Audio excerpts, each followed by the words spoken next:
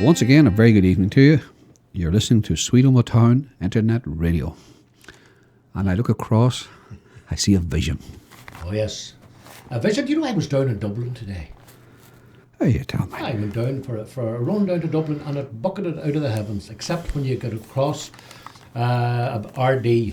The sun split the skies. And I believe it wasn't like that in Omagh today. I believe it was very inclement weather, as we would say. I was out of town today as well, so I really can't speak for Omagh. Oh, you see, right. But I was out of town. And no doubt the great and the good out there will keep us up to date with the weather. The local weather forecast. Oh, yes. Well, how's things? Things are all right here, yes. Things are pretty good. If things are back at work, well, we think we're back at work, and we're acting as if we're back at work. Yeah. But this little, I don't know, what they call pathogen that's 100 times smaller than a grain of salt, seems to have us all. You're getting very biblical there. Oh, yes. A grain of salt. Just heard you writing that forward to that book. Yes, but you know, we're back to some kind of normality. The schools are open again. Yes. And after all the distress that the youngsters have gone through, hopefully things will just calm down, you know. Being a retired teacher now, Mr. Ford, I'm going to put you on the spot. Teacher, yes.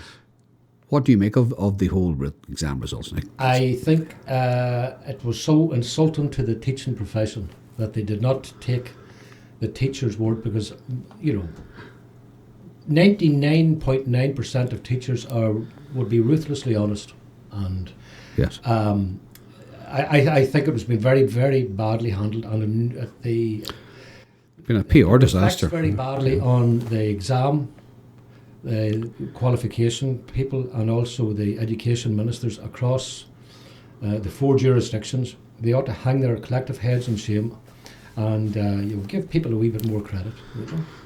Possibly. Say what you think. Absolutely. And do you see if Gavin Williamson is listening to this? Which I doubt. Well, anyway, so what if Gavin, yes,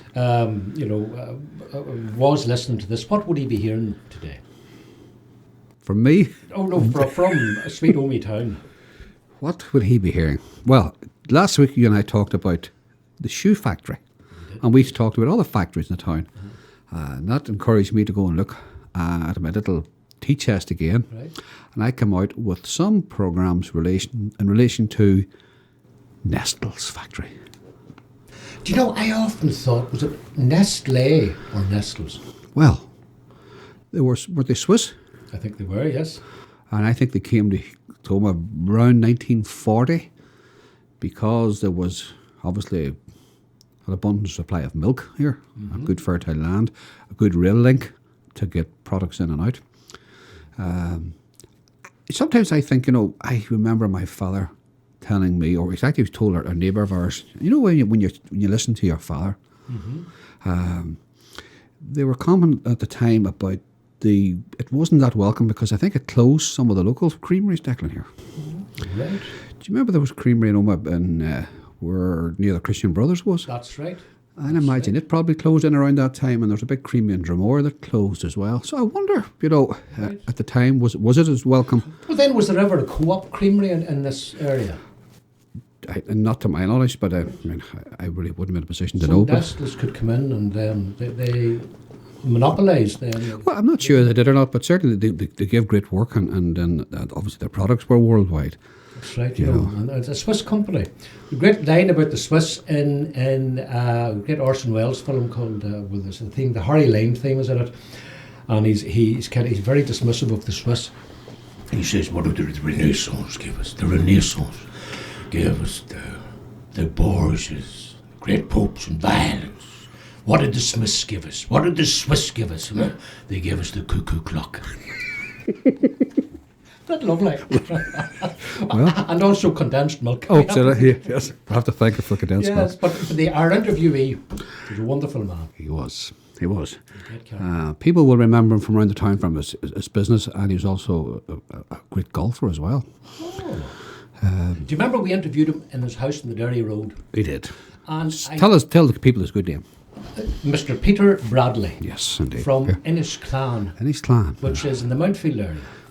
You would know it well, Dad. I know it well. You know the townland. I have tramped the grounds up there many's a time. Do you remember we interviewed him in his house in the Derry Road? And am I right, or am I in some kind of quiet man syndrome here?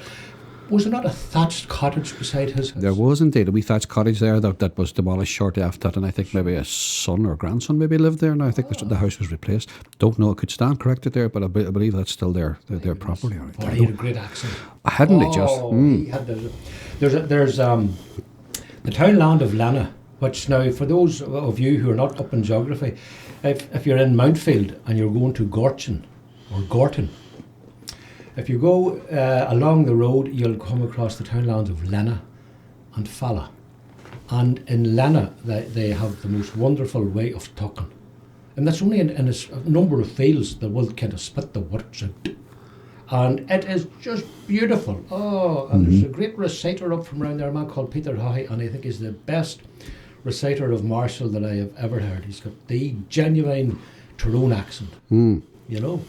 But Peter Bradley, he had it in spades. I just thought his accent was brilliant. He was a great raconteur. Yes. Good storyteller. I remember the late Alice Milligan as well. That's right. Alice Milligan, who lived in the old rectory. Yeah, beside where I lived, yeah. And did the folk out there in the ether realise that Alice Milligan lived at the Swinging Bars? Yes. The house. Oh, this is true. The eternal disgrace of whatever authorities in Omagh let it happen. It was a lovely kind of a blue painted. The coins of the house were painted blue. Lovely old Victorian house, and it was tumbled. And somebody built apartments there. That was Roundtree's. That house. Captain Roundtree? Yes, that was his house. Then it was sold after probably he passed away, and obviously for redevelopment, and obviously large garden. Alice Milligan was, I think, so ahead of her time. She is buried up in Old Drumrah, yes. Drumrah. And she was very friendly with the late Sheila McAleer. Sheila had been principal, I think, up in Craigin or Carrickmore. And I remember Sheila once showing me artefacts of Alice Milligan's. And in fact, there was a lady came to own. Remember we did the Ferna Cottage broadcast? Well, a lady came over from America called Kate O'Hare to give a talk on Alice Milligan. See, Alice Milligan lived, Ferna Cottage was only about a mile and a half from Yes, would be. And I think she sort of seeped into Alice Milligan's world, because then at the end of the talk she started to refer to, she went up to Cales where Alice Milligan lived, and I think there was a photograph taken of her sitting on a rock, and she imagined that she saw the face of Alice Milligan in the rock. But no, Alice Milligan, I thought she was a very fine poet. And then, of course, one of our other programmes was about Ben Kiley, and Ben Kiley described going up to meet Alice Milligan. Yes, I did. And seeing her, he said, Alice in the smoke. And Peter remembered all the cats around the house. Yes. Remember, he said there's all these sort of cats. And they had a housekeeper there as well. Somebody, was she McCormick or something, was a housekeeper? From memory, I think, yeah. Because I have a notion her brother, she was looking after her brother whose health may not have been that good. And I think she when you think of Alice Milligan, who was very vibrant, and she was a friend of Yeats, and she attended every day of Roger Casement's trial, and she was so involved in the whole Celtic Twilight. And she was, I'd say, one of the earliest feminist writers in Ireland. And that all went away. She just ended up in a kind of looking after members of her family. And she was just a tragic figure in a way. But when you see photographs and paintings of her as a young girl, she was vibrant, lovely blue. Maureen O'Hara, coloured hair and that. She was a marvellous woman. Was her father a clergyman, was he? No, he was Seaton Milligan. He was a businessman. I tell you where he was involved. Remember the bank buildings that burned in Belfast? That's where he worked. And they moved to Belfast, and she was very involved with a woman called Ethna Carberry in a magazine called the Shan Van Vogt. And she was immensely talented. Her and her sister, Charlotte, there's in fact a plaque up to the two of them in the library. And Charlotte Milligan was a brilliant musician. Died relatively young. In fact, the parents are buried in Old Drumrah as well. Is that right? Yeah. So Alice Milligan is a woman who's she's in the shadows now, and she deserves to be better known. Yeah, yeah. And I think she's a lovely contrast to Marshall. They politically were at the opposite ends of the spectrum, and they only lived within about 6 miles of each other. Would have been great to be there if they met up. Wouldn't it just? I'd love to be a fly on the wall, listening to the tales. Aye. But Still. that's a change. That's another Omagh. That's a changed Omagh. That's aye. from long ago. And it is a changed Omagh, isn't it? When you think of all those factories, the Lake of Nestles and shoe factory and all that's gone, and Desmond's The county hospital gone. The old, remember the general hospital? gone. Yes, yeah. I knew an elderly man who used to refer to it as the Fevery Hospital, the Fever Hospital. Mm-hmm. You know, when you think of Yeah. Miss Crammond talking about her early days in school and the shop, Davy Young's shop. Yes. That was another one, wasn't it? Yeah. And do you think retail will survive all this, Declan? Oh, I think retail is going to have to be online. That's I think what's going to happen. I think the big businesses might find it difficult. I think there is room there for the smaller businesses, the more personal businesses too.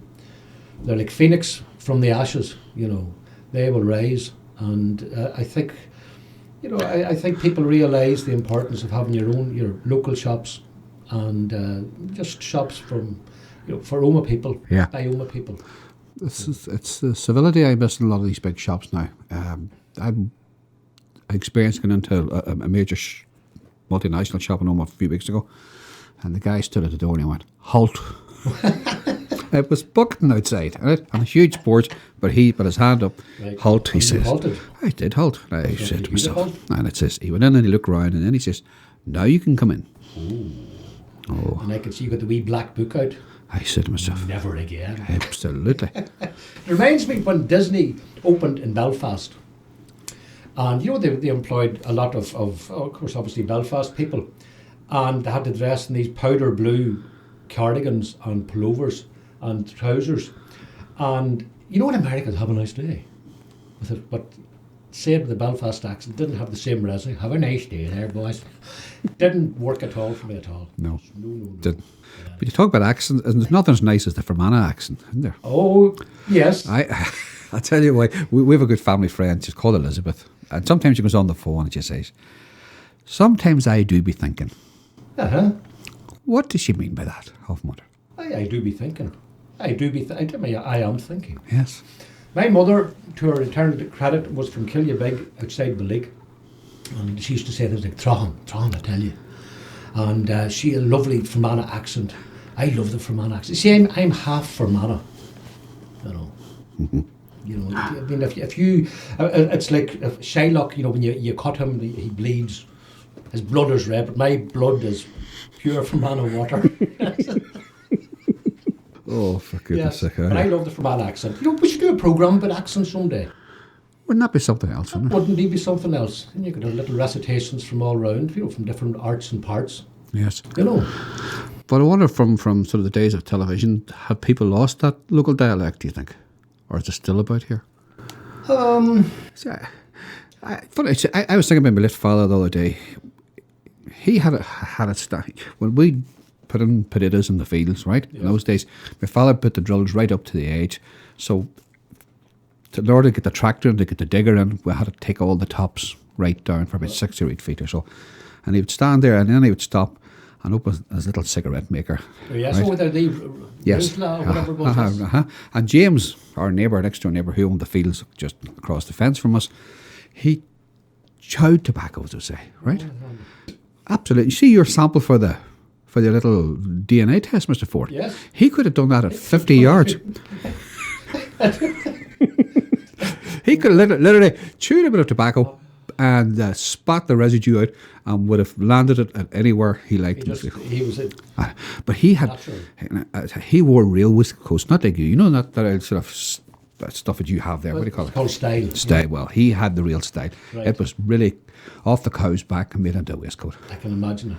And big pair of Argyles. That's right. Oh, God, serious. What do you call it? Remember the plug tobacco? That's it. I can remember elderly gentlemen. Oh, I wrapped and put into and their nails black. And then a wee penknife. That's what he did, yeah. And then picking off the back and then rubbing it. Well, no, James just took it off the block and bit it and chewed it and spat it. And my father would sort of sit back in the wee smoke.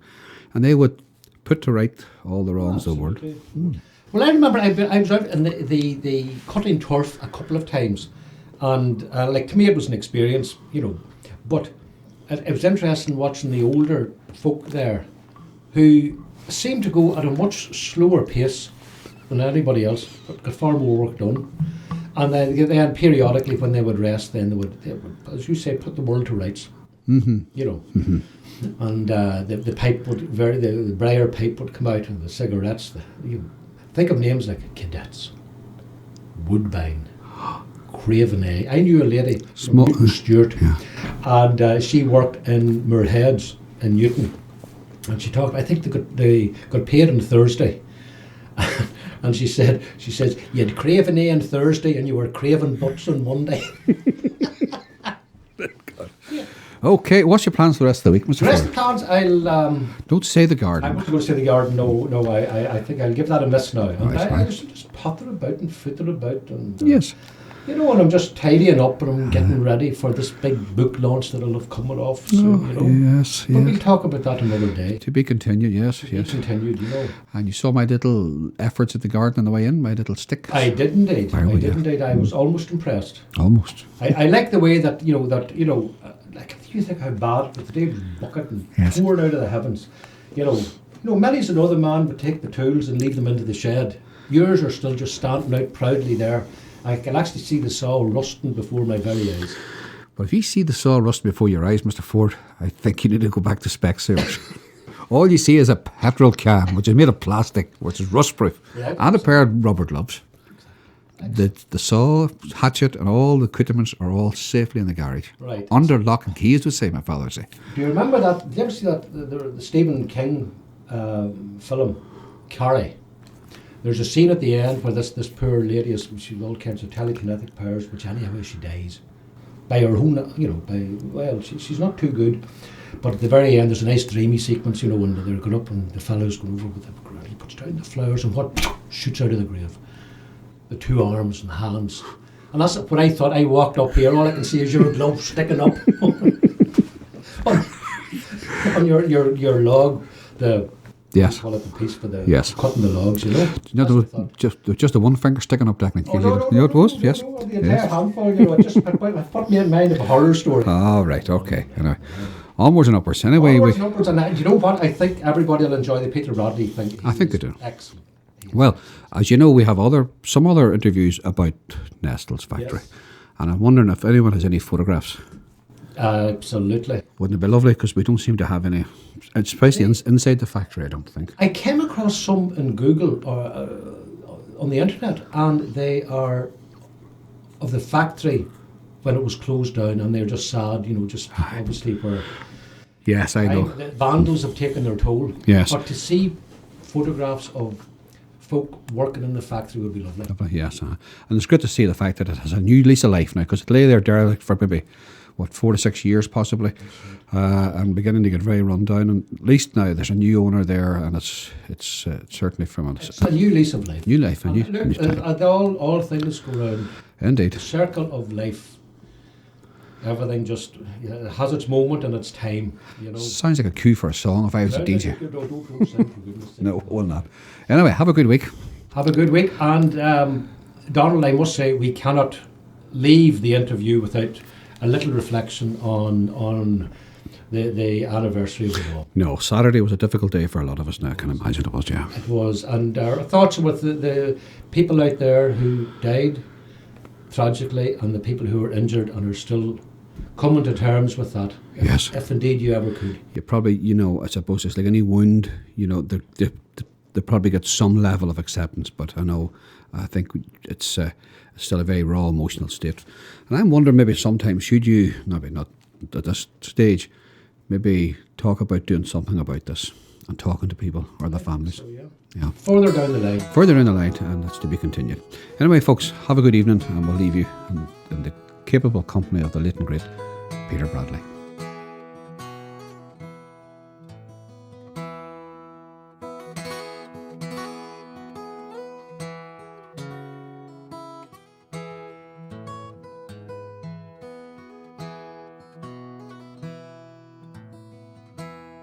Well, you were born in Cashel? No, Innisclan as a matter of fact. Right. Above Mountfield, a couple of miles above Mountfield, way back. Well, on 1922, I was born. It's a lot of years. You hate to mention that many years. That's a long time ago. I went to school in Mountfield first, and then I went to Cashel School.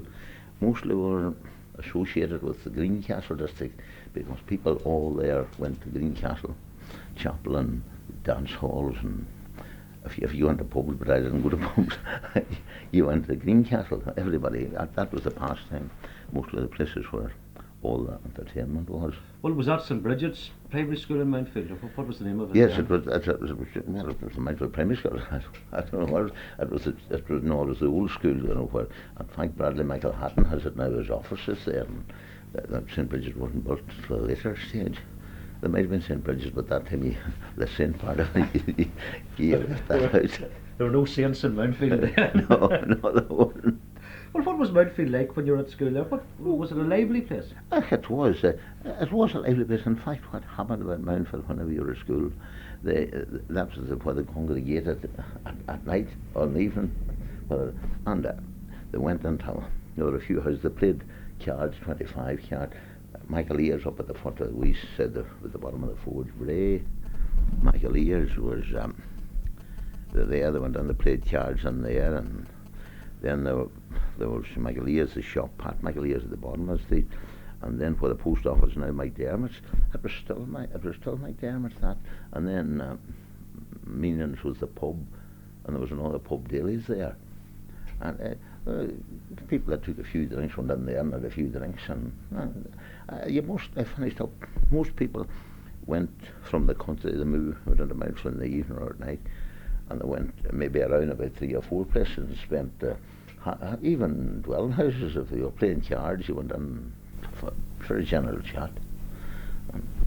Well, it was good enough. You couldn't. Well, did a German own a pub in Mountfield at one stage? Yes, and in fact I think that was that was before my time. I forget just exactly what that was. They did indeed own a pub in Mountfield at one stage, called it the German, but I didn't know as such. How a German ended up in Mountfield? Well, God knows. I don't know, but there were there was this called the German, but the backbone was just those. You would have known them, the shops, and Michael Ears, Pat Michael Ears, they had one of the vans that were in the country, horse drawn. That'd be John Pat? John Pat's father, and went around selling groceries around the country. Come around, I remember it, I remember that well. It was on a Thursday, they come around our district, and then the war came and the rationing came, and that just sort of hit those people, because you couldn't carry the little, you had to have cards and you had to register with them and you had to have certain things for it, and I think that the war really was detrimental to them. It affected them very badly, I think. Well, then there was the famous resident in Mountfield, Alice Milligan. Yes. Well, I used to go down. I knew Alice Milligan well because somebody from America here got on to me. Some judge or somebody rang me up 2 or 3 times getting that on her, and I used to go down to Alice Milligan's and down to the house to the rectory, and I must confess that maybe I wasn't as well geared up on Irish history as she thought I was, and she was telling me, tell your father that I was down and I met Markovich, Countess Markovich or someone, and I had a talk with her and all the rest of it, and and I seen Dave there, and she would tell me to tell my father this to you, because she knew that I was on the same wavelength. And, no, she had a lot of cats. She always wore this big black dress, big black apron, had tail on the ground, and quite thin and worn looking. Always dressed the same, but she was always concerned about these cats. Oh, well, I thought maybe I was going to say 10. I was going to say 100 of them, but 10s of them, an awful lot of them. She had just the rectory for them. There was a girl that worked there. They called her Mary Bridget Coyle. She was married to one of the Gormans. I think it's Ed Gorman. Associated about the town there yet. But she was there for years and years. But she was all. Alice Mulligan always spent her time telling you about Irish history. That was a whole lot of it. Well, would she have been well off, or was she living on a shoestring? I didn't think that she was well off. I thought, my impression was that she was living probably pretty near. That was the impression. She had a brother, and I knew the brother. I don't know whether he was architect or someone like that, or someone. But he seemed to be pretty well off. But she was one of these people that might have a lot of money in her sock. You know, you wouldn't know that. Typical country people. That was it. Amazing. Her youngest brother died in 1986. Was that 1986? That was the boy that was there. I forget what he done, but I thought maybe it was even closer than Bangor at that time. I just, the communications wasn't so good those years. Well, then, when did you leave Mountfield School? I left Mountfield School maybe, I was probably what they called the second class at him. And academically, he wasn't no great genius. Yeah, and then you went to Cashel School. But, that did fairly well, but I can remember what happened at the school. There were nothing. My father was in hospital. He was pretty bad one time. Thought he was dead. In fact, the teacher prayed for him. Thought he was dead. But a bit of a farm, and then the milk. You took you cut the hay. You don't want to pay any help. So I would have stayed off one day of the week, and John would have stayed off another day of the week, and we're only going to school 4 days a week, and that was for probably all our lives when we went to school 4 days a week. And when you come home, you started out in the field, whether you were out in the ball cutting turf or whatever the hell you were doing, you had to do it. And I remember I left school on the day I was 14. You had to stay at school till you were 14, and I might have went to further education college then whenever I went to Nestles and things like that, and done an awful lot of courses, specialist courses. But as far as the ordinary primary school is concerned, not one day after 14. Glad to get out of it, just well, freedom. It was this thing that you were there, and you didn't seem to look at staying at school. That wasn't your outlook in life. Yeah, at that time you were just glad to get a few bob. If you could have, whether you worked on the farm, and you could have worked maybe for some other farmer or something like this. Messed around like that. Well, then when you left at 14, you worked on the family farm. Yes, that's right. I worked at the family farm, and then what would have done there would have swamped around. See, you worked, if you were doing cutting the corn, well then you went around and you helped the next door farmer, and then the hay, equally the same sort of thing with the hay. You cut around and you worked around, just slotted about from one to the other. And then you could have. There was a boy, a Yankee boy, they called him Conway, and he got blokes to do a job like myself from here, and you got half a crown a day from him. But you started way early in the morning, you worked away very late at night, and that was about it. He was the boy that was the best. He paid the best sort of money about the place, and that left you with a few bob, but. I'll tell you, money didn't seem to matter that much to that time, because it didn't take much to keep you going. Your outlook was, you were quite happy with it. It was a sport that you had at night and all the rest of it. And, well, then when did you join Nestles? Well, then I joined. I started about to serve my time with James McGrath as at building, bricklayer and joiner work, that sort of thing. Well, where was he based? Jim McGrath was in the Dublin Road there where McGuinness Joinery is. He was he was the main contractor. He was the main contractor. He used to do lots of jobs about the camp and about the hospitals. So I went to that, and when I worked there, and certain gentleman went down and got me a job that would never let me say who let me see, it was rather surprising that this fellow out beside us, and he knew, he says, if you wouldn't, he says, that I'll get you a job, he says, I'll tap up man, Tom McClay.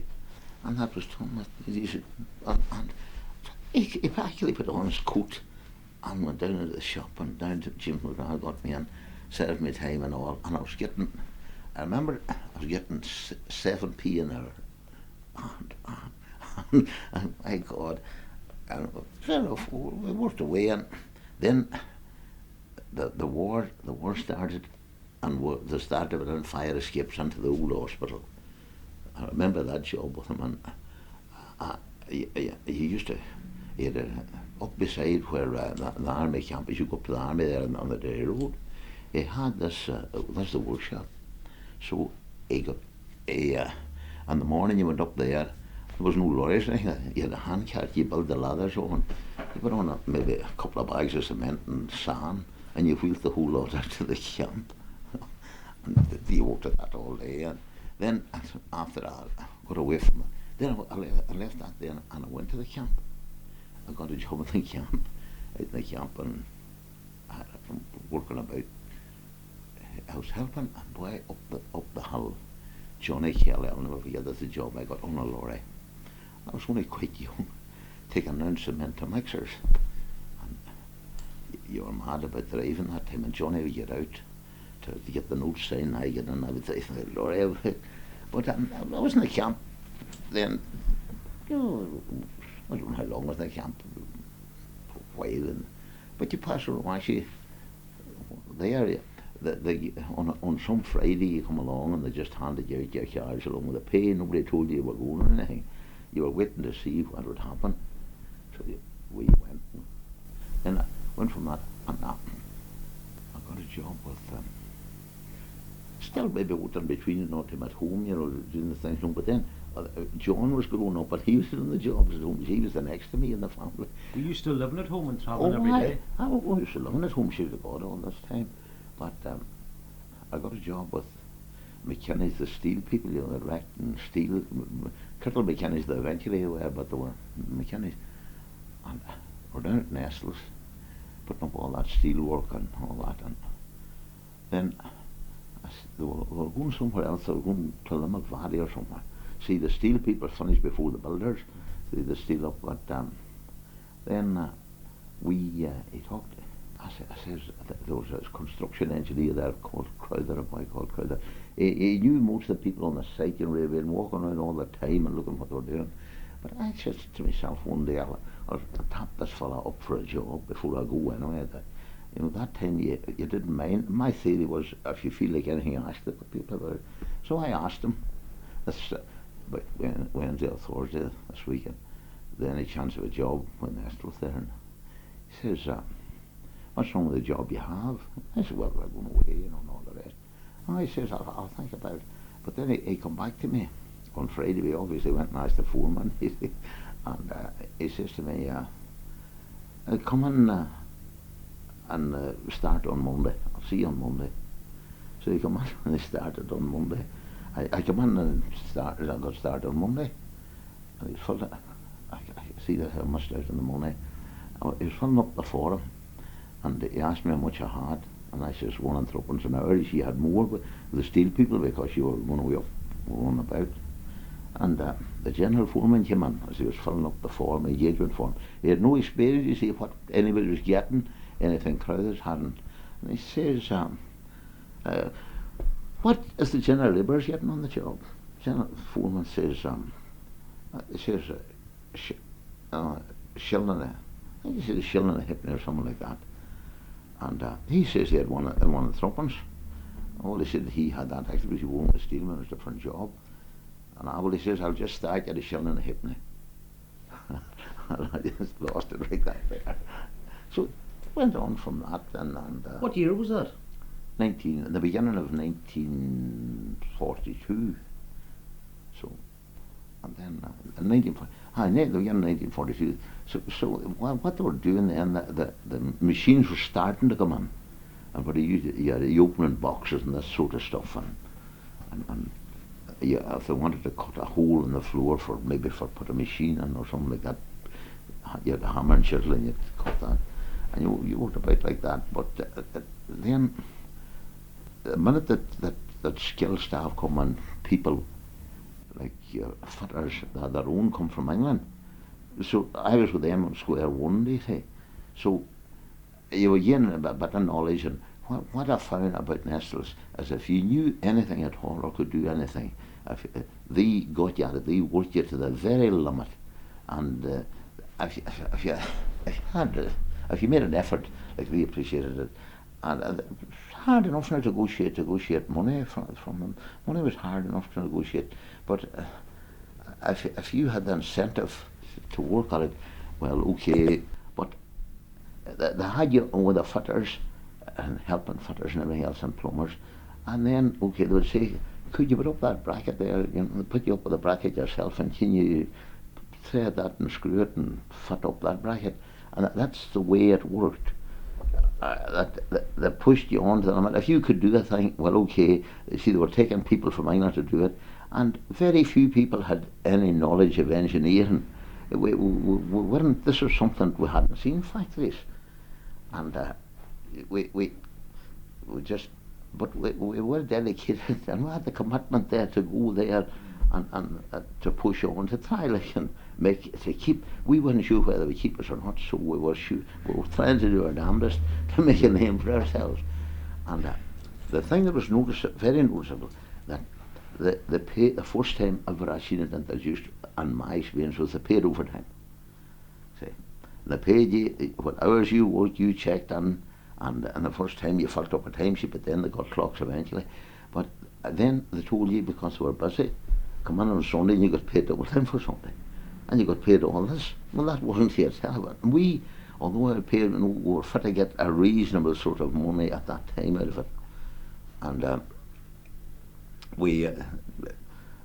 and the years worked at that, like, and then they got the factory going about July or so. They began milk about July. And the milk wasn't a wild pile, but you know, they managed even with the poor very inexperienced that we were first. But they got fellas that were having some experience. Now, for instance, Paddy Devlin he was working in England, and he was working on lathes in England or something, in Birmingham, and some engineering. So he come there, and he had a bit of knowledge, and he had the knowledge that helped. But then I was there for.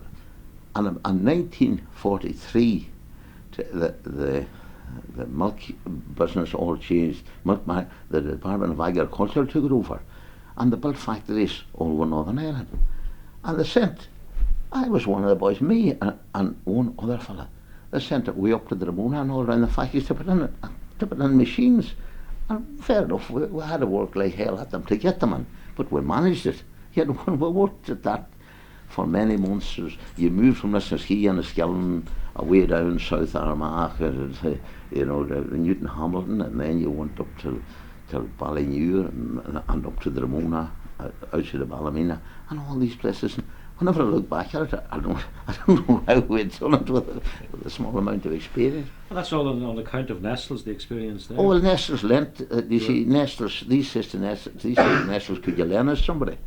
they couldn't lend any of their own men from England. I suppose they were stuck over there, but they just lent us. A fella, Peter McInulty, dead and gone. Another fella, O'Neill. Mick O'Neill, and the son teaches. The son is the principal there in the convent, and another son's the vice principal up in St. Pat's. That family, but he was there. They all come. Like very short time after me, and strange enough, Bobby Collins and John O'Connor away down Knockmoyle there. O'Connor's, you know, the electrician, you know them. So John was there. Short. There were a lot of people started within a couple of months.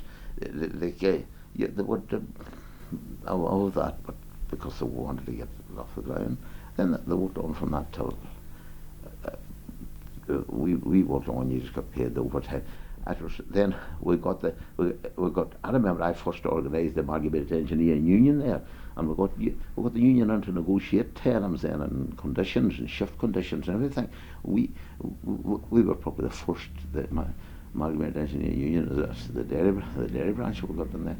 And were Nestles Nestles, they negotiated in favour with of that. Pardon? Were Nestles in favour of that? Well, they didn't object to it because they did, and up to now they negotiate everything through a union. Whole wages is negotiated through unions, you see, that apart from maybe the office staff or something like that, or maybe supervisors, but they were quite, the paid, you know, if you could bargain with them, if the unions could bargain with them, they get a certain amount of money. There were no hassle about getting paid. Nobody cut you in any short hours, whatever way the clock yard showed, well, that's what you got paid, whatever. And then it worked on, and well, I couldn't complain. It was rather like many other things. There was a lot of luck on it, that maybe you're at a certain place at the right time, and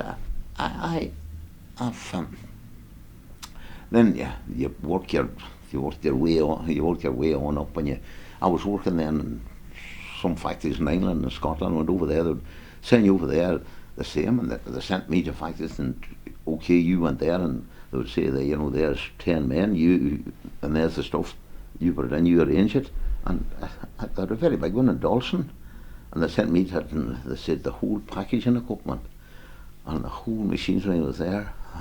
I'll tell you, I was glad to see the end of it. I come home every month or every 3 weeks. They paid your way back and forwards home and all that sort of thing. They paid your digs and everything. But I found in ways, man, that there were some English boys didn't like wouldn't like the idea. They say they would call you Paddy, and I said, "Stop, I won't bother. Paddy's my name. It's all right, but don't call me Paddy." That's it. So, and because what had happened, I would try to do, the plant would run then when it would get going, and you'd try to run it all week, and you'd say, here's the improvements I'll make at the weekend. They hadn't the same commitments as the boys here, because on a Saturday you would say, well, we'll do this on Saturday, Sunday we'll have a change for Monday. We had to have it run easy for Monday. And say, by 2 o'clock, are you going to that match, James? They just pulled the pin away to the match. they hadn't this sort of same commitment here. The boys here would have worked. They would have worked 24 hours a day for a whole week. If there was other way, you couldn't get them sent home here. And yet you would have thought, with I presume that would have been just after the war. Oh no, that was I was in Scotland after the orders. Whenever I was away, I had much after one with the Department of Agriculture or something. I was in the 50s, in the early 50s. I would have been in Scotland and White and done ragged in those factories. And then in the early 60s, that's when they built the new factory just outside of Carlisle. It's one of their biggest now too. That was in the early 60s. So you were there in the early 60s and you've done that. But the good thing about them then, there was nobody, I'm sure, in the place from my recollection. It didn't matter if I said I wanted to go on a course to look at this particular piece of equipment or any other type of equipment. They says, okay, the next time round we'll arrange for it for you in England or someplace. I'd done more courses like that than enough. There was no hassle at all. I was away all the time. I think that now there are not so many of those things going, they're more limited, but I think they were getting grants that in for that. But it was great. You see, you were on a machine and you weren't, maybe new ideas come in. Now, the advantage that I felt about the thing, that you just got experience and you learned it by degrees. So if a new piece of plant come in, you concentrated on that because you had learned about the rest. And you just concentrated on one thing at a time, and then they moved up and you had to concentrate again on the next one. That was the way that you gained that's the way you gained the experience. And that was it. And the paid as well, but eventually they paid as well, but then they made me up to charge hand in the engineering department, and then supervisor and one whole section of engineering, and filling and powder filling and milk filling and everything, which was a pretty hard job really.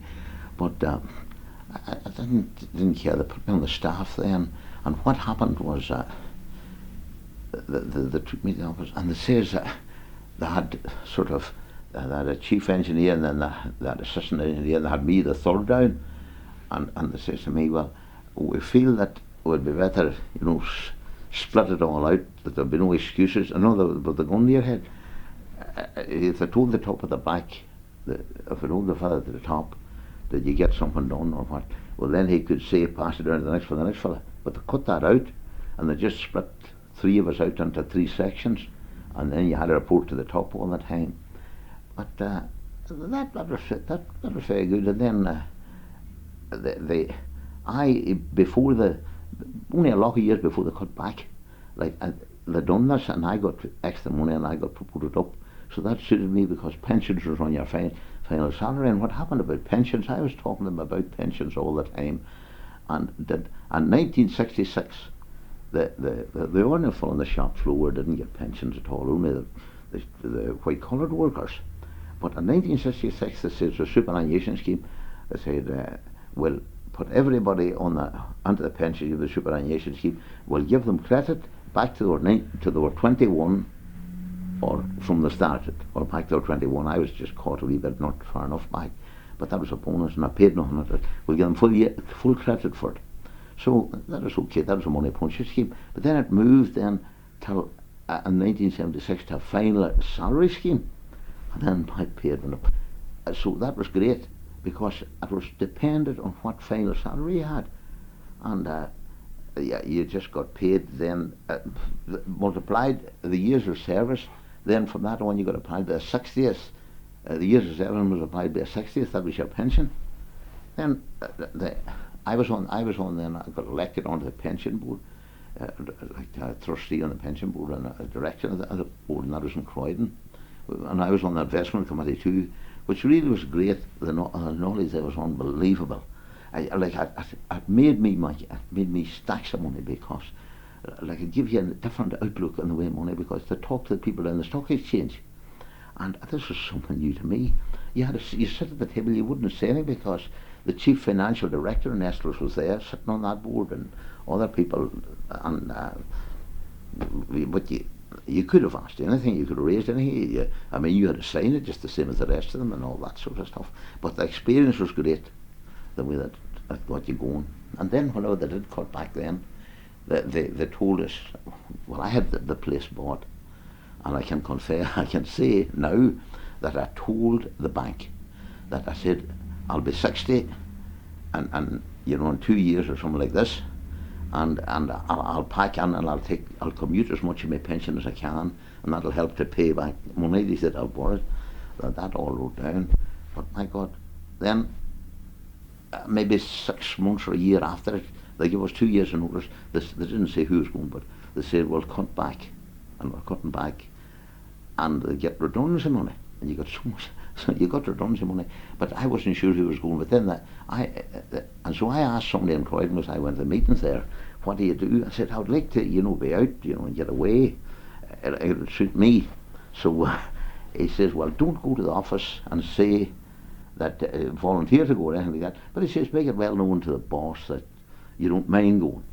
And then he says, I'll have to push you. So what they done, they were very fair. They gave all the senior blokes that had 40 years service up, they give them all redundancy money and give them a pension from that day. So that was myself and the brother-in-law Bobby Collins and Paddy Devlin and Wally Devlin. Again, there was about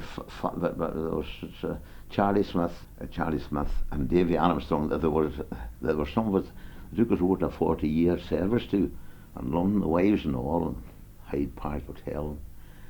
Whole weekend took you all around and give you all the drink you wanted. But no, they treated us as like that. And then whenever it went, then you had the pension. You had a pension straight away, and then that's then I got as much money, I can say now, as I paid the whole bank off and everything, and I had about £300 or £400 left of the redundancy money, and I paid for the place. It was very lucky, It shows you the luck of the draw. So they were a good crowd to work for, Nestles. Oh, I thought they were a good crowd to work for. A very, very fair crowd. And what I appreciate about them, I sit on that board along with the chief executives in there, and the financial director, and all the top brass. And that was behind the scenes. There was a fellow there proud who was the financial director, and there was nobody in there at the meeting. Only some of the meetings I bet there would only be 7 and 12 whenever it was a full meeting. But they wanted to give every fella, whether he was sweeping the yard or whether he was the top manager, the same conditions, and his pension and his redundancy money and everything else. He wasn't on the same salary, but there were no such thing as them handing you money and not giving it to me. That's behind the scenes. This is what they were saying. Whenever the doors were closed, they weren't saying it to convince anybody. I knew that feeling behind the scenes. They wanted to be exactly fair. Nobody could believe the way that they looked at it. They wanted to be fair with everybody. And was Nestles like that with all the worldwide? I presume that they are a worldwide. Oh yes, corporation. They are very big. They're one of the biggest multinationals. You know that there is very big in the States. And of course, the Germans is pretty strong, and the Germans, you see, the chairman of the company, their headquarters is based in Switzerland. But, and then the Croydon, but then they kept on buying over an awful lot of other firms since even I was there. They bought over Rowentries, and then they've changed a lot of that headquarters to York now, and I noticed that my pension's paid from York now, and all that. Well, did the top brass come to Nestles much in Omagh? Oh yes, if they were doing some extension to plant, different top brasses travelled, different chief executives do it often, but in the early years, the chief executive, whenever they were building the place up, he spent a week there every month, and looked at what was going on. But he's a very friendly fellow. That he went around, he talked to you and I, and had a chat about what we felt, and talked to us about anything and everything. And well, why do you think they came to Omagh in the first place? Well, you see, this fella, what they told me, but one of the chief executives told me that there were some of their top brass coming across the boat. They were talking to somebody from the Department of Agriculture, the secretary, and Stormont, a boy from Stormont, and I forget his name. He told me his name as well too. And they were talking about the possibilities of milk and where they could get milk, and he suggested, that okay, that this would be a good area and all the rest of it to come here. And that went back and looked at it, and they decided, okay, that jogged the boy's memory. And okay, Worth was the boy that he talked to. It was the Nestles man that was that was talking to him on the boat whenever he was coming across. Whether he was coming across to talk about the Department of Agriculture or something, I don't know, but that's how they come. That's how he told me they come, quite by accident, he said. It wasn't thought up there in Switzerland or anywhere that they should come here, but surely because they had a chat with this boy and they told them a good prospect for getting plenty of milk. Yes, it obviously was a great site for them, and it served their purpose well with the rail link. Oh, it did. It served their purpose well. The rail link was great at that time. It was quite good at that time. But the way that things went now, that you transport the products right across the continent now, we're very sizable lorries. The rail link was done away with, but others maybe more convenient to them, and they can take lorries and right into the place and load them. It was handier. The boys had left all the stuff on that side, and the coal was the same.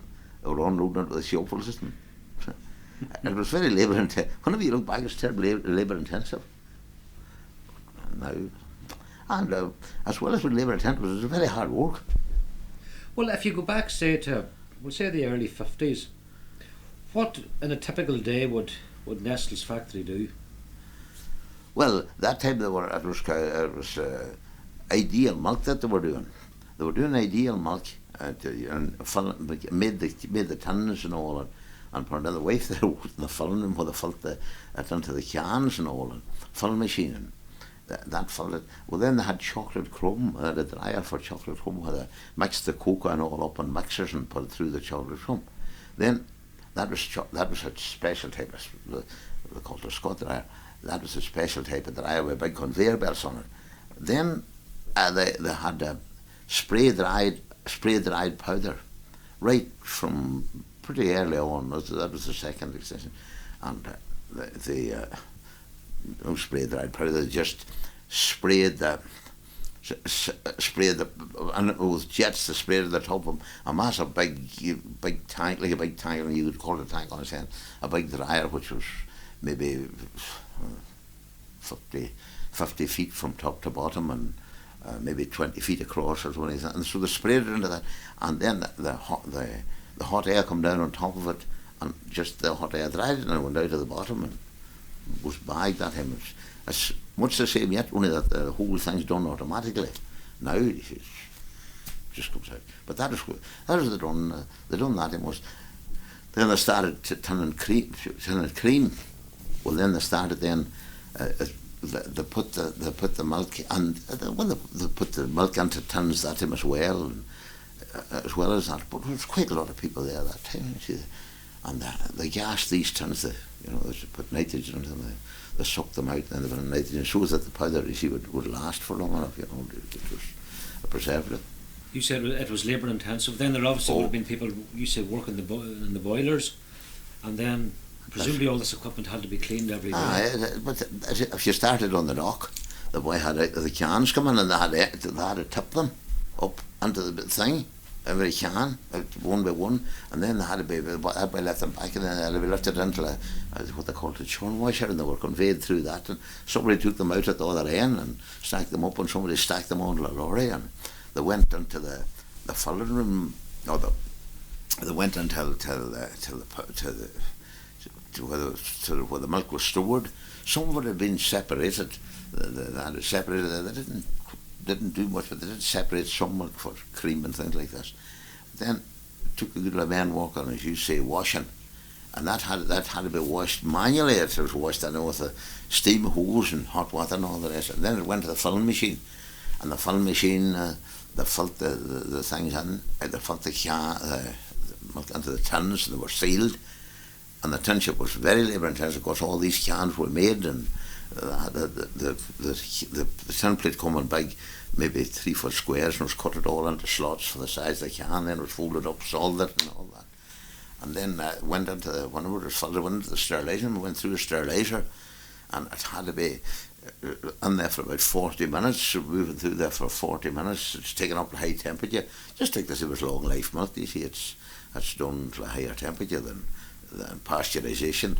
Doesn't go up near as high a temperature, but long life goes up to higher temperature. So, and then they took me the steriliser, and then those days they built them away in batches in the warehouse, and then they took them then at a fortnight's time or a certain time. If there's anything wrong with a can or leaked, it would have blown a bit, and then they labelled them, but they would have guides on that a can that would be blown couldn't get through or anything like this. But that was all done manually. See, the labelling, the labelling machine labelled them. You just stuck on a couple of thousand labels, and she just, the way the newspaper goes through, they flicked them off. It was just self-sufficient too. Everything was in the one area, and that whole Nestles complex. And it was the complex. It was all in different areas, big rooms and all the rest of it. And then they put the things off and overhauled them then in the winter time, like whenever there wasn't so much milk. They overhauled this maintenance was so much, and then they had a maintenance system that they used where they had to check certain things all the time. There was a sheet where things had to be checked every day and every week and every month, and had to write down what was found about them. That was preventive maintenance. Did they lay people off then in a period like that? Oh, they did, surely. They laid people off in the winter time. See, because they weren't as busy, they laid and then they come to a point where the last in, first out, you see, went, and that sort of thing. Then they probably got back in again. They took school people in the summer time as well. But as I say, the pay wasn't as good those days. But in comparison with other places, it was overtime that made it interesting. And we always see that, but lots of people was prepared to work over a lot of overtime. I suppose here it was a bit different. I was getting them to work overtime in England, but here I was chasing them home. But then it would take workers from not only from Omagh, but I presume Newton Stewart and Mountfield. Oh yes,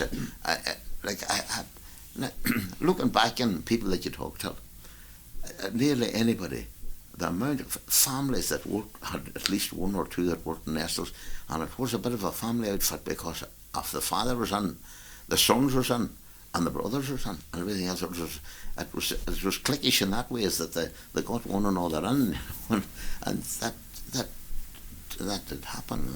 But they came from quite far away, and maybe fitters and that came from, well, Sandy Coleman, them fellas came from way down from Bestbrook and from Katy. Two boys came from Katy.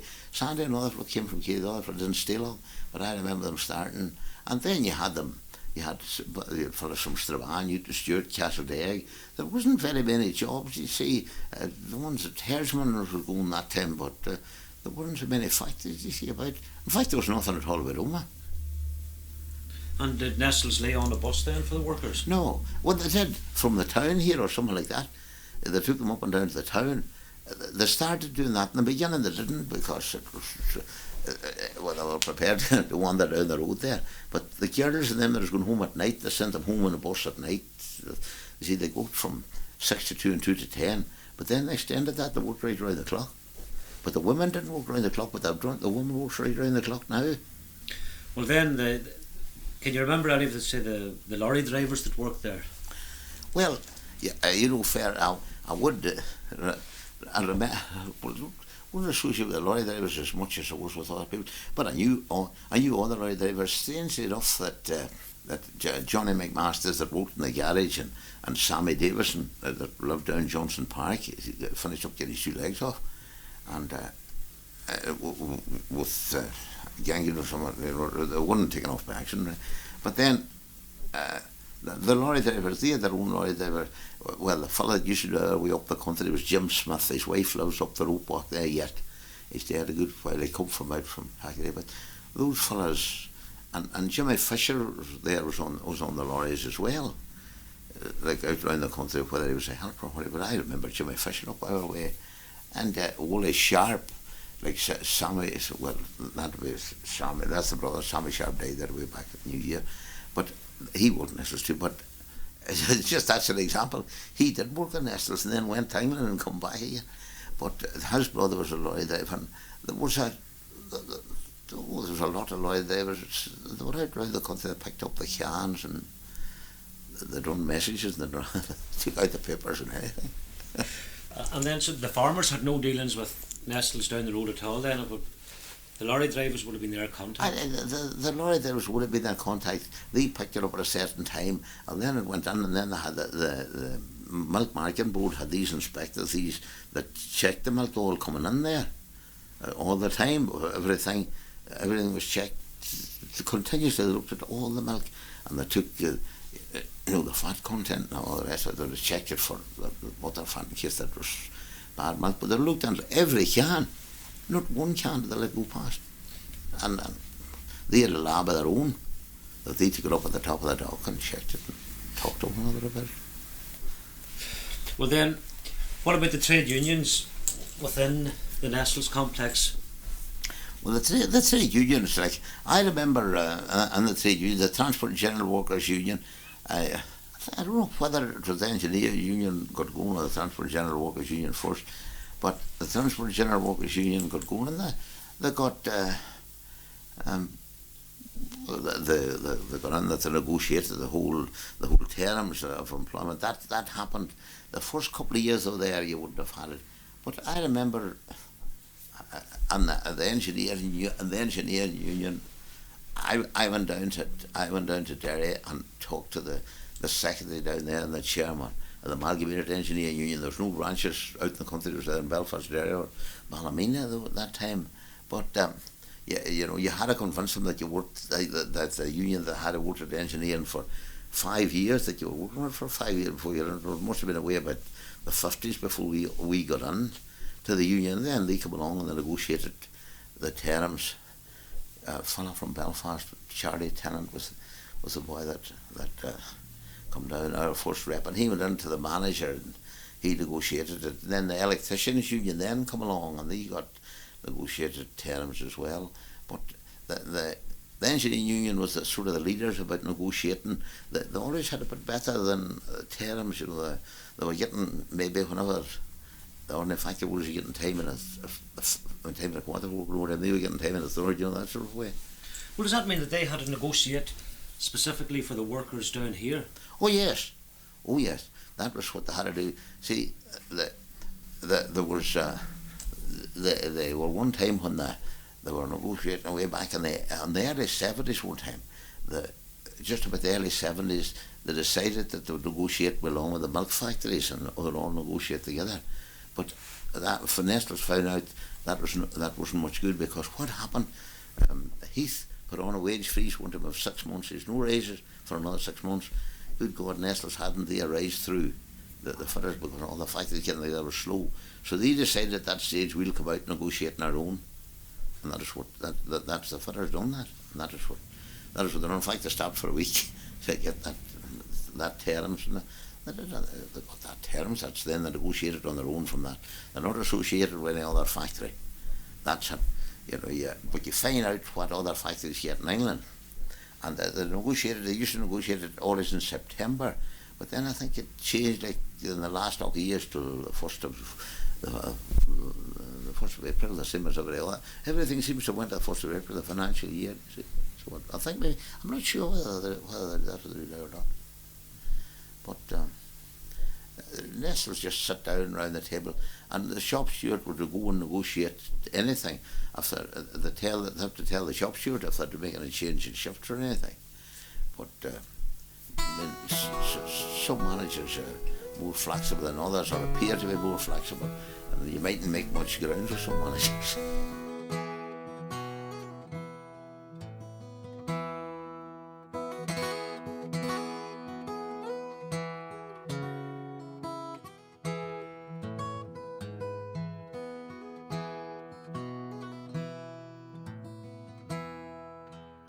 The characters were different in that, it was more carefree, and that's how it was all different. It's more chatting to one another, and the whole atmosphere of friendly, but they're not. Now, that was one thing about computerisation. It probably drove people apart, because there weren't so many of them there. You just looked after the computer. There might have been four men or four women, but they stuck on a computer, and that took over while they were one man looking after it. Well, when do you think the character began to change? When do you think the computer began to play such a big part? I would have thought sometime in the 80s, or during around about the 90s, at the end of the 80s and the 90s. I would have thought that's when it was gradually coming in, but that's when it really manifested itself most. It just changed now in the last couple of years. What I imagine happens, I don't know, I could be wrong, but I'm not there now, or I'm not understanding. But what I think that there have been various grants and various lots of money spent on places, Nestle included. Well, they might have spent $1.5 million, but they're not any more jobs than less jobs, because it was computerisation they spent it on. And then that wasn't so good so as the jobs were concerned. But in saying that, you just had to compete with somebody else, and you either had to do that or you'd be out altogether. The example of the shipyard in these places was the best example of that.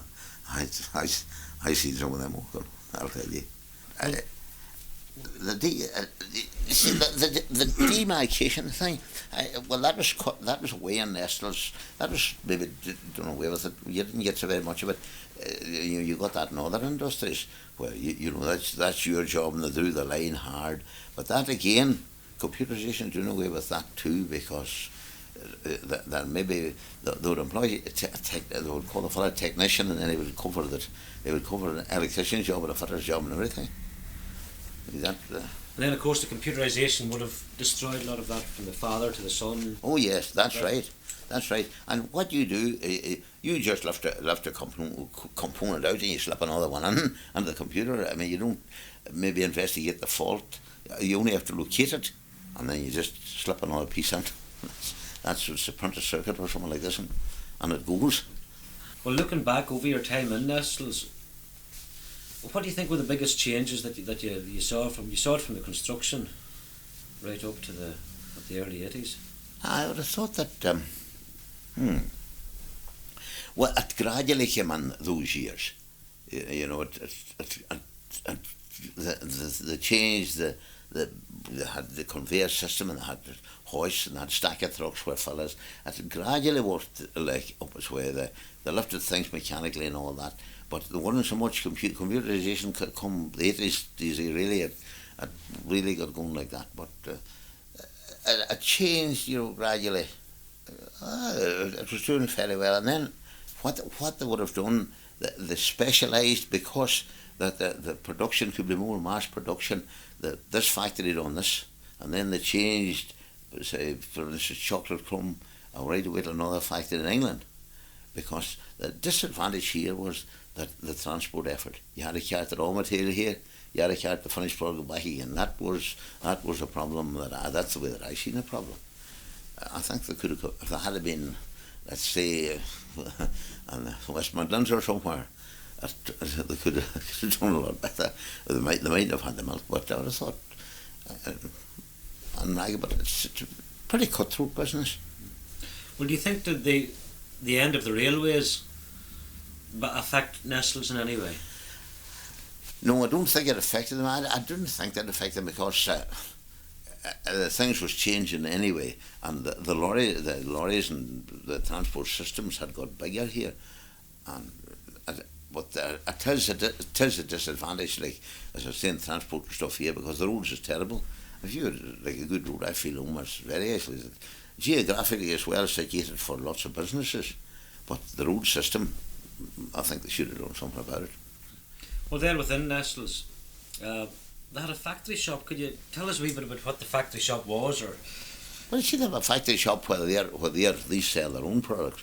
They have that in most factories, and every factory that I was in, they had that. And what they do is you would get lots of stuff, maybe a line coming up or anything like that, finish it, and that'd be reduced, and they would clear that out, and they would give you the ordinary standard packaged sweets and all the rest of it, just the same as you get down the street and all the rest of it. And they say they're limited to staff only, and to pensioners and to husbands. At the head office they had the same, quite a big one in Croydon in the head office, but they were very strict that you could only buy, there was no such a thing as you buying a bag of stuff for a dozen of anything. That was strictly limited. That was my experience when I was there, that you could only buy 2 of this or 1 of this or so on. If you're buying coffee, you couldn't buy a case of jars of coffee or anything like that. Well, then what about the canteen in Nestles? Was there one common canteen for everybody? Oh, there was. Yes, there was a common canteen for everybody. There was one time when maybe supervisors or something like that had a different table, but that all has changed because of one big canteen on the new setup. And of course the canteens completely changed, and that they used to staff it themselves, but now they've farmed it out. They've let it out now to some of these independent people, like what does the hospitals or does the home up the road there. It's not Nestles staffs, and they're not paid by Nestles. It's contracted out. It used to be, the canteen was quite good, but I'm sure it's good enough yet. The only thing is the people that work in it wouldn't get as well paid. And security is the very same. That's a very noticeable thing. When I go down there, I go in there now, and the security people there, they're just getting about half the pay that Nestles was paying them. And that also, way back many years ago, they contracted out the taking in of the milk. They took it on their own lorries, but 30, they've done that for the first 20 years or something. But 30 years ago or 35 years ago, they give it out to private people took the milk out. They thought to get it done cheaper. The conditions to pay with them, they were paid overtime, they were paid everything, all the conditions. So they found out that you get it done cheaper some other way.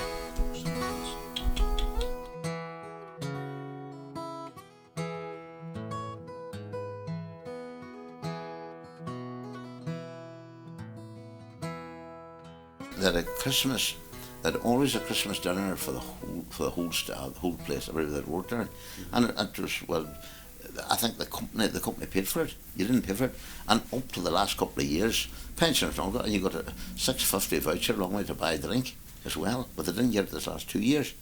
But then way back after we retired, way back in the 80s, they had another dinner for the pensioners alone, as well as that dinner, and that happened at the end of January. And they had one in the Birchen and one in the Royal Arms. So it's like the labour cost. They've just cut back on lots of things. Most are not that many there, but the cost of less. But they did cut back. Now the pensioners used to get They always give you a parcel at Christmas. This pack, a parcel of chocolate and various products. But now they don't do that. They give you vouchers now that you can get them changed in Boots or somewhere like this. You can go and buy stuff. They don't do that anymore. Do they have any kind of an association then for the past employees of Nestles? They have. They have a sports club still here, and they would be playing. They play golf, for instance. I just missed it because I was away to Spain in September, and I missed it. Where the ones up in the north plays the ones down in Dublin. And they go down to Dublin one year, you go down there one year, but it's hard to get a golf club down there, but you play in some of the golf clubs way down in the south, and then they come up then here and play here the next year in Barnescourt or Omagh. And they used to, the football team, the usual football team did the very same, but because the numbers went down now, they find that it's hard to get the football team, and I suppose the golf's the same. I must have, but they had a good lot of entertainment like that they paid you for. They had always a milk trade thing, and they were about maybe 4 or 5 went from there, but your fees was paid and everything. And that would be across the water, or no. Well, it would be maybe somewhere in Northern Ireland. It would be up at Bangor, or maybe at Cookstown some years, and at Bangor or Clandeboy or some of these places. Oh, some of the big places. And then that used to run sports. I remember they run sports, and they had the champion, the tug of war teams. Now, I was over the tug of war teams and went over to London, you see, and you pulled tug of war and you pulled the different things in the annual sports. Maybe the best one from Northern Ireland went over. But the ladies, they had their champion. They had right across Britain. They had a champion, 100 yards champion. But in fact, the wife won it about 1949. The 100 yard champion. It was in England. It was run in Hayes or somewhere like that. But there were one from every factory. They run them off here, and then they picked them from the factory. Very same with the men, and they had some races for the men too. Well, they used to spend quite a lot at him, and they flew you over there and all that, and flew you back again. I suppose it was an attempt on Nestle's part to make it into kind of a family concern. Oh yes. Well, everybody that was true about them. You knew an awful lot of people in it. I can remember going to the sports, going to the sports in Hayes, and they even had this leg competition, the women, and I can remember the fella Crowther that was the chief engineer, at Omagh, the construction engineer, saying to me on the way back, he says, what they done was they got women to stand behind a sheet, you see, and it just pulled across above their knees, and you couldn't see their face or their body, and there were 3 boys judging them, and it was good. He says, that judgment, he says, you made and realised it, but he says, the 3 men, he says, there are only 4 eyes between them, because he says two of them had only 1 eye. He says, I was over there this year, and I'd know them all around the different places where there were some directors. One of them from the pension board lived up in Dundee, and I was up there, and I went up to see him, and he says, I said, gee, I was in there looking at University golf courses, and I said, it's pretty costly. I think it was £70, 40. It was £70. I forget whether it was £70 or £40 per day, but for 18 holes and that. Well, he says, okay. He says, we'll go down tomorrow anyway. He was a member, but the place was crowded out with Yanks. But he was a member, and then it's restricted for members. You see, between maybe 2 and 4 members can play, or even 5. And he took me around. He paid. I didn't. I wouldn't take on off me. I don't know what he paid, but. There's this sort of friendly characters even yet. Those fellas that you know, if you went or met them anywhere, you would. They were quite good. They were quite good. Like about, I say, you know, if you were down in London, there's no trouble at all. And some fellas said, "Come down and stay in our house," you know, and we'll go. I went with the golf round. Went with. You got tickets. You got every blasted thing. Very, very, very family clique. As many's a gay night from dark till daylight I spend with people of high renown. But in all their grandeur and heaps to squander, my heart would wander for sweet Omagh town.